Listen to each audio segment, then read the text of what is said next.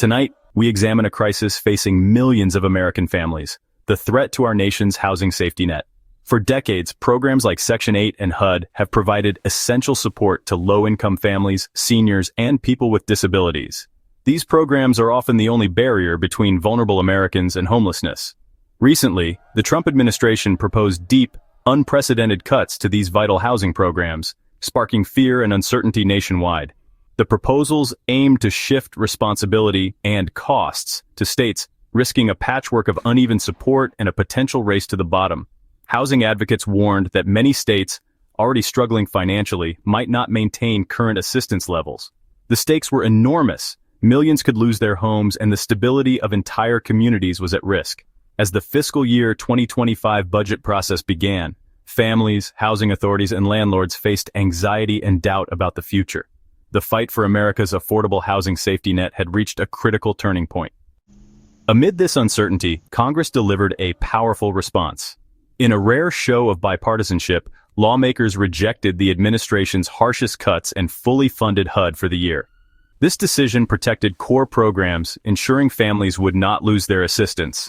Congress recognized that housing instability leads to greater social and economic costs, and that stable homes are a wise investment in America's future. The final bill renewed all existing Section 8 vouchers and funded key initiatives for homelessness, public housing, and support for the elderly and disabled. The crisis was averted for now, but the debate underscored how fragile this support system remains. The battle for the future of affordable housing is far from over. To understand the relief that followed, we must look at what was on the table.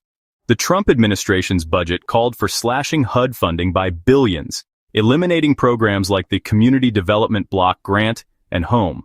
The plan would have replaced federal Section 8 vouchers with state-run block grants, giving states broad discretion but less accountability. Critics warned this would mean less help for fewer people, as states could cut support without federal oversight. The proposal also sought to raise rent for assisted families and impose work requirements, moves that would hit seniors, people with disabilities, and low-wage workers hardest. Even a small rent increase could force families to choose between housing and essentials like food or medicine. Congress responded quickly and with bipartisan concern, recognizing the devastating impact these cuts would have nationwide. Lawmakers saw the risk to millions of constituents, veterans, children, the elderly, and pushed back. The administration's plan drew a line, but Congress refused to cross it.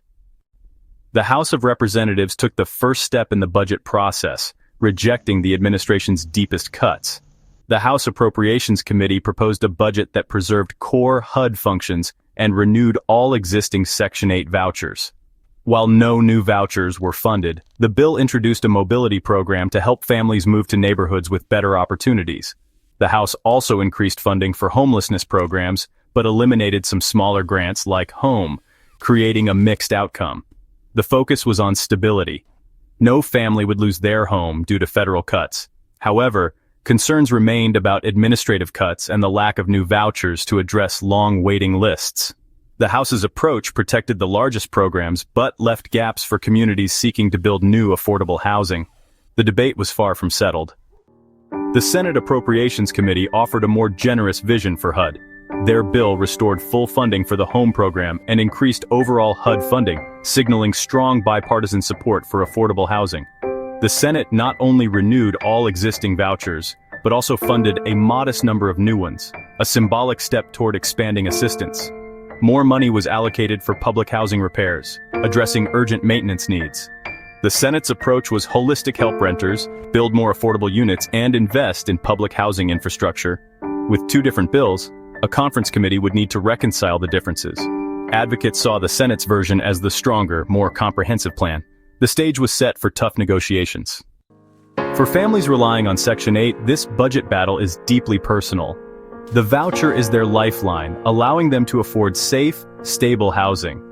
Budget uncertainty creates anxiety for families and landlords, making it harder to find and keep homes. Local housing authorities are left in limbo, unable to plan or reassure those they serve.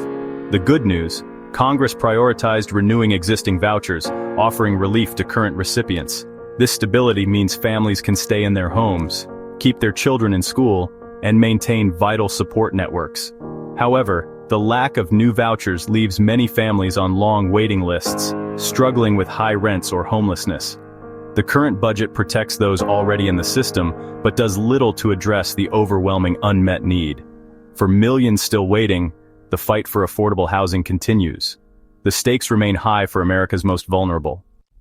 As of August 6, 2025, the final HUD budget is still being negotiated. House and Senate leaders must reconcile their differences in a conference committee before the September 30th deadline. If no agreement is reached, a government shutdown or temporary funding extension could follow, prolonging uncertainty. Key issues include overall funding levels and the fate of programs like home and new voucher initiatives. Despite the uncertainty, there's strong bipartisan opposition to deep cuts, and both chambers have rejected the administration's harshest proposals. The core housing safety net is likely to be preserved, with Section 8 vouchers renewed. For millions of families, that's the most important outcome. The fight isn't over, but hope endures.